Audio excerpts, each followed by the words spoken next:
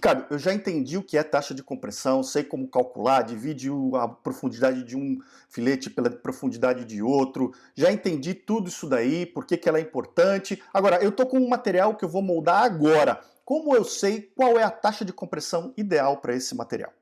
Bom, para isso, vem comigo durante esse vídeo.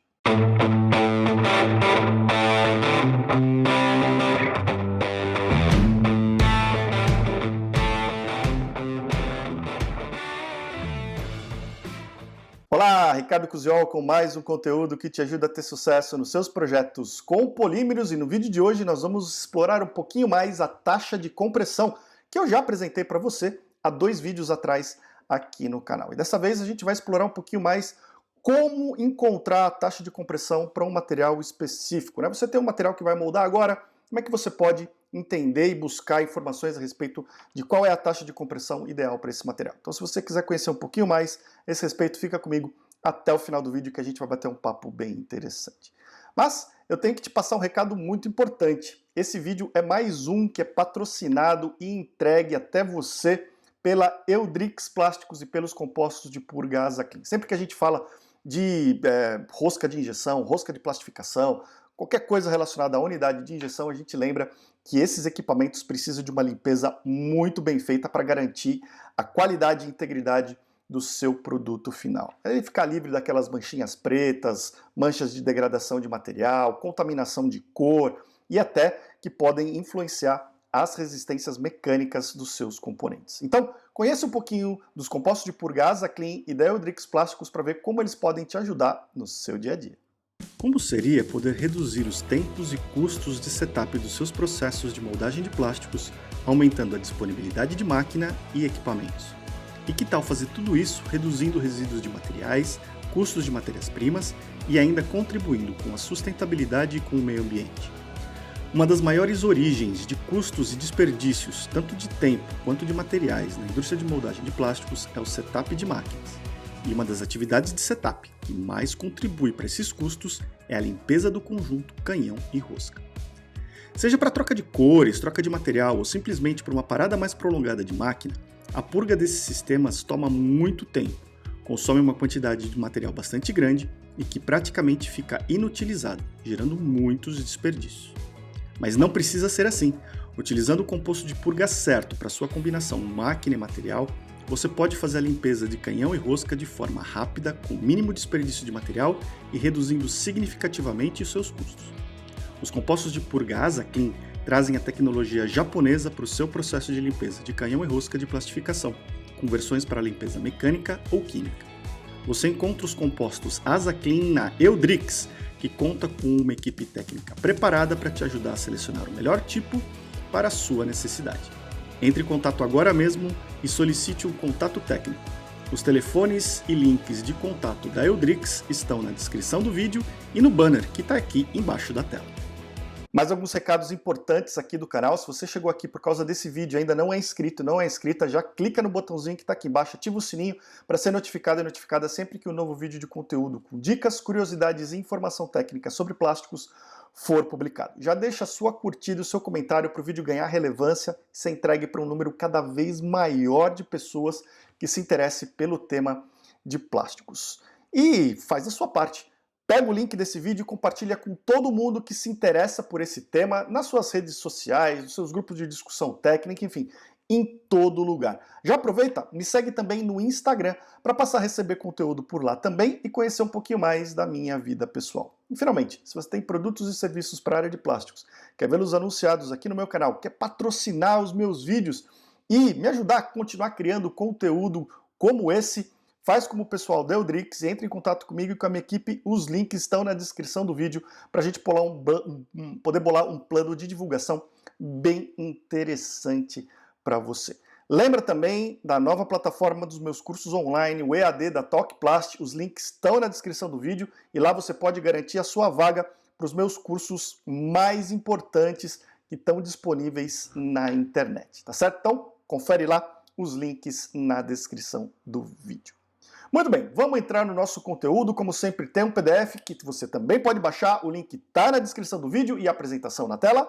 Agora, aí para você, vamos explorar um pouquinho mais a taxa de compressão muitas perguntas apareceram aqui dizendo, tá, Ricardo, eu entendi o que é taxa de compressão, mas eu quero saber a taxa de compressão para um material específico. Como que eu posso determinar essa taxa de compressão? Como é que eu sei qual é a taxa de compressão ideal para um determinado material, tá certo? Então a gente vai passar algumas guias, é lógico que não dá para falar a taxa de compressão para tudo quanto é material, porque senão a gente vai ficar aqui muito tempo falando sobre isso, mas eu vou te passar algumas guias que já vão dar aí um direcionamento bem importante para você, você conhecendo o material que você tem, já vai ter pelo menos um bom caminho para achar a taxa de compressão desse material. Certo? Lembrando que é um vídeo patrocinado e trazido até você pela Eudrix Plásticos e pelos compostos de purga Asa Clean, que vão te ajudar a manter sempre o conjunto de injeção, a sua extrusora limpinhos e garantir a qualidade do seu produto final. Então, se você tem necessidades aí para manter a limpeza da sua máquina, entre em contato com o pessoal, tá aqui ó, e na descrição do vídeo. Fechado? Bom.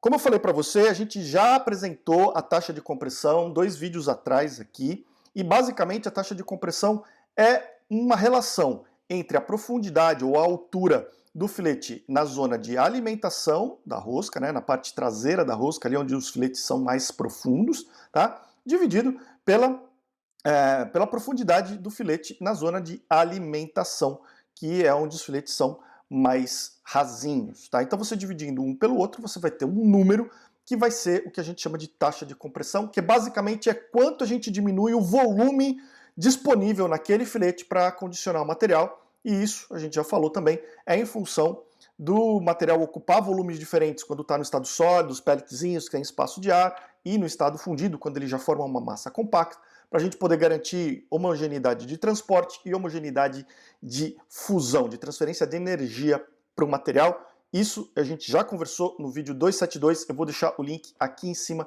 para você poder assistir e entender direitinho o que é taxa de compressão, tá certo? Muito bem. Mas agora vem a pergunta, legal, e para o meu material? Eu estou injetando policarbonato, eu estou injetando nylon, poliestireno, PVC.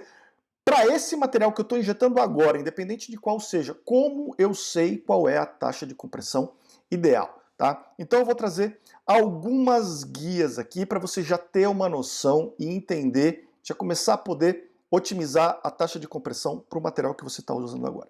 Então a primeira coisa que a gente precisa saber é, esse material ele é semicristalino ou amorfo, tá? Porque isso vai ditar muito de como a taxa de compressão vai ser aplicada. E normalmente, os materiais semicristalinos, como por exemplo, nylons, PET PBT, principalmente o PET na sua forma reforçada com fibra de vidro, poliacetais, PPAs, polietilenos e polipropilenos, todos esses materiais são materiais semicristalinos. E normalmente esses materiais precisam de maiores taxas de compressão, porque para que a gente possa fundir efetivamente esses materiais, destruir aquela estrutura cristalina onde as moléculas estão mais aproximadas, e com uma força de coesão maior, a gente precisa de mais energia. E como a maior parte da energia de fusão dos materiais plásticos durante um processo, seja ele de injeção ou de extrusão, vem do atrito gerado pela rosca, né, que a rosca proporciona para esses materiais, maior a necessidade da gente ter uma taxa de compressão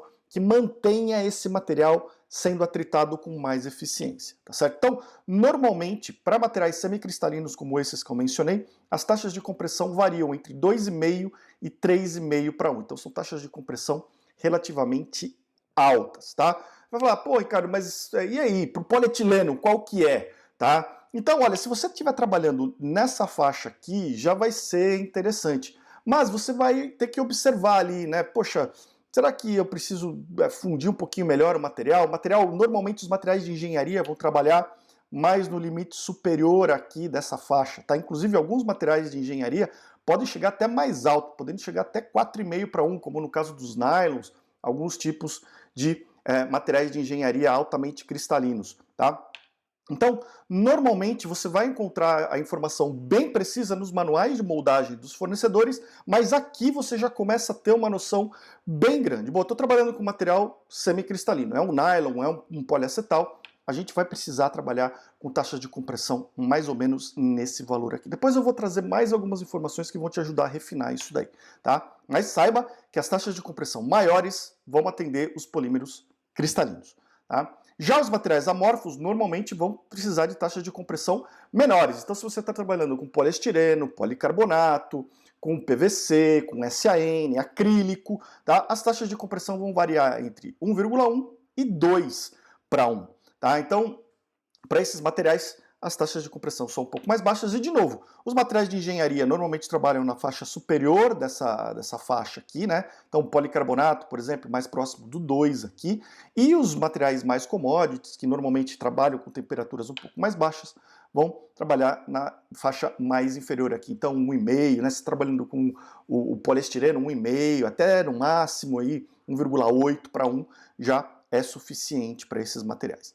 É lógico que existe uma categoria de roscas de plastificação que normalmente são fornecidas com os equipamentos quando você não especifica nada, que são as chamadas roscas de uso geral, né? Normalmente esse tipo de rosca costuma ter uma taxa de compressão ao redor de 2,5 para 1. Vão ter lá entre 2 e 3 para 1.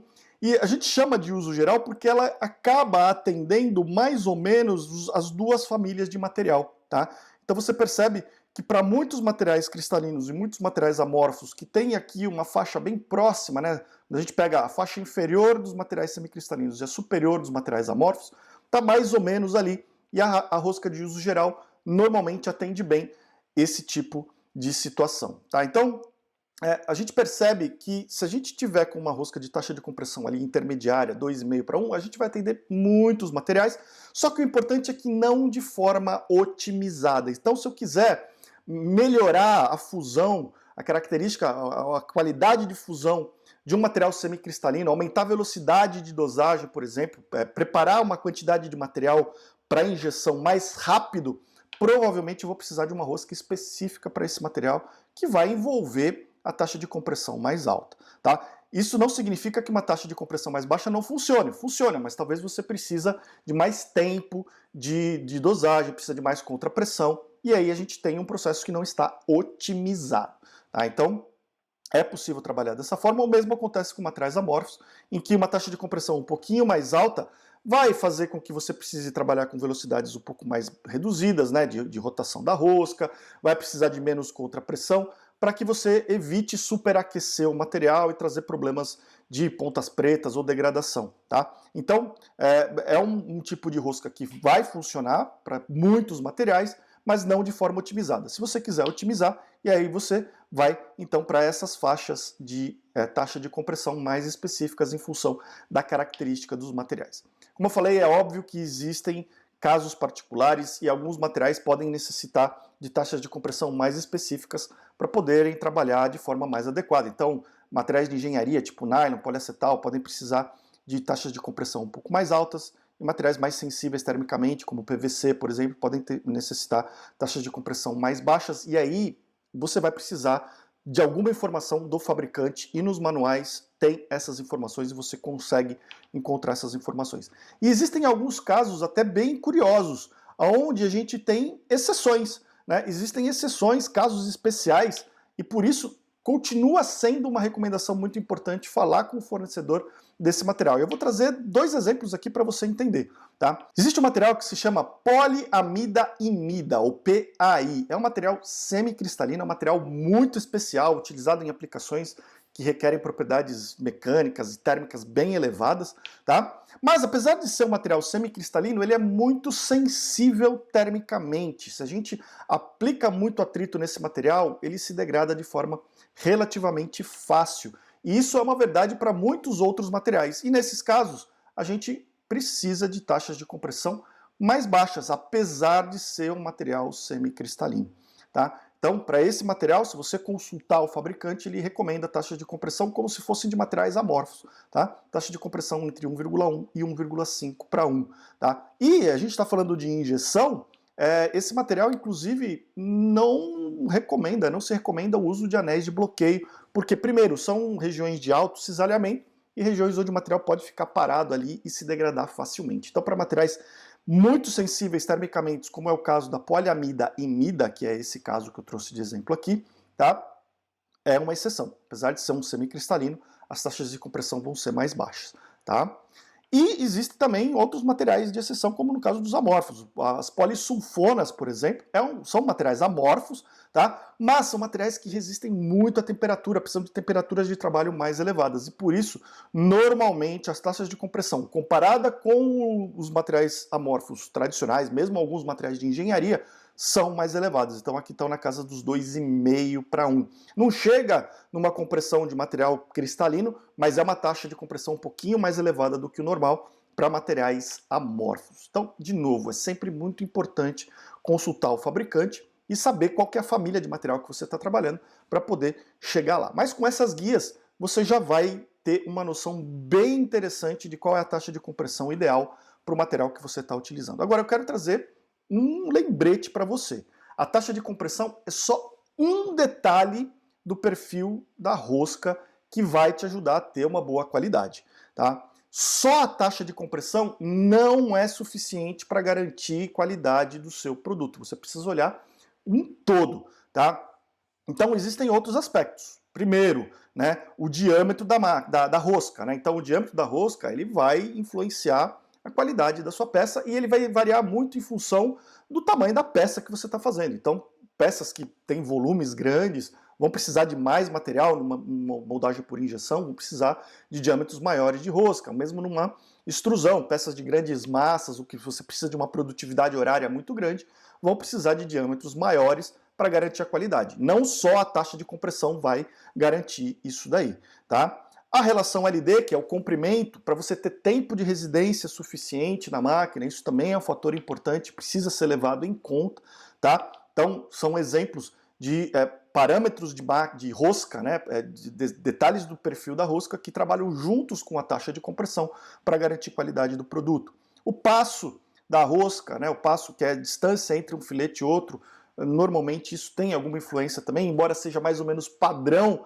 para todos os materiais. Você pode ter roscas especiais, rosca com vários filetes, né, aquelas roscas de barreira, que a gente já tratou aqui no canal também, eu deixo o link aqui para você assistir, que tem um passo um pouquinho diferente e isso pode ter influência também na qualidade. A proporção entre as diferentes zonas, né? Então a gente tem uma zona de alimentação, uma zona de transição, uma zona de dosagem nas roscas de plastificação, e a proporção, né, o comprimento de cada uma dessas zonas pode variar e varia a depender do material que você está trabalhando, para atender as necessidades de diferentes materiais. Então você pode, um material requerer uma zona de alimentação um pouco maior, uma zona de transição um pouco mais curta, né? Ou um balanço entre as três zonas, elas mais ou menos do mesmo comprimento. Então vai depender muito do material e isso também influencia junto com a taxa de compressão. De novo, só a taxa de compressão sozinha não vai garantir 100% da qualidade. Você precisa olhar esses outros aspectos. A própria profundidade absoluta dos filetes, então a gente falou um pouco disso também, né? Uma rosca com a mesma taxa de compressão pode ser uma rosca padrão ou pode ser uma rosca mais rasa, como a gente costuma dizer, que tem os filetes um pouquinho mais rasos, mesmo proporcionando a mesma taxa de compressão. Isso varia também em função de materiais que admitem mais cisalhamento, que vão sofrer mais cisalhamento com os filetes mais baixos, ou até materiais que a gente pode jogar com um tempo de residência maior ou menor, né? Quanto mais material cabe na rosca, mais tempo de residência o material vai ficar exposto à temperatura, tá? E também para acomodar materiais que têm densidade aparente um pouco diferente, né? Então materiais reciclados, por exemplo, podem precisar de canais mais aprofundados para garantir uma quantidade de material dosada aí consistente, tá? Então você vê quantos parâmetros de perfil de rosca são necessários para otimizar o seu processo. E óbvio que a taxa de compressão é um deles, e a gente deu nesse vídeo aqui algumas dicas de como você pode otimizar especificamente a taxa de compressão para a rosca do seu equipamento. Fechado? Bom, eu fico muito curioso para saber como esse conteúdo te ajudou aí no seu trabalho, que problemas ele ajudou a resolver, que insights ele trouxe, que projetos ele ajudou a desenrolar. Então deixa um comentário, me manda uma mensagem falando como esse conteúdo te ajudou e me dando dicas de outros assuntos que sejam do seu interesse para eu criar vídeos como esse que te ajudem no seu dia a dia. E se você quiser ter acesso a mais conteúdo exclusivo que não está aberto para todo mundo aqui, tá? Faz como esse pessoal que está aqui do lado e se torne membro aqui do canal. Assim você também me ajuda a continuar criando conteúdo, ajuda a patrocinar o canal aqui e vai ter acesso há muitas horas adicionais de conteúdo exclusivo que não estão disponíveis para todo mundo. Além, dependendo do nível de membro que você adicionar, que você escolher, pode ter desconto nos meus cursos online também. Legal? Então, para conhecer um pouquinho mais desse programa, tem o botãozinho Seja Membro aqui embaixo. Vai lá e conhece esse programa também. A gente se vê no próximo vídeo. Um grande abraço e até lá.